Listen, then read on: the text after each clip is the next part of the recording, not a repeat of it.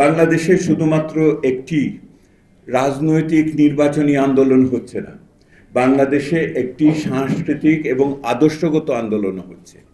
এবং এই আদর্শগত এবং যাকে আপনারা বলেছেন বাংলাদেশের অস্তিত্বের উপর আঘাত, এই দুটি বিষয় ক্রমান্বয়ে একত্রিত হচ্ছে। নির্বাচন এবং রাজনীতি এবং আদর্শ এবং সংস্কৃতি, এই দুটি একত্রিত হচ্ছে। এখানে দায়িত্বের কথা উঠেছে।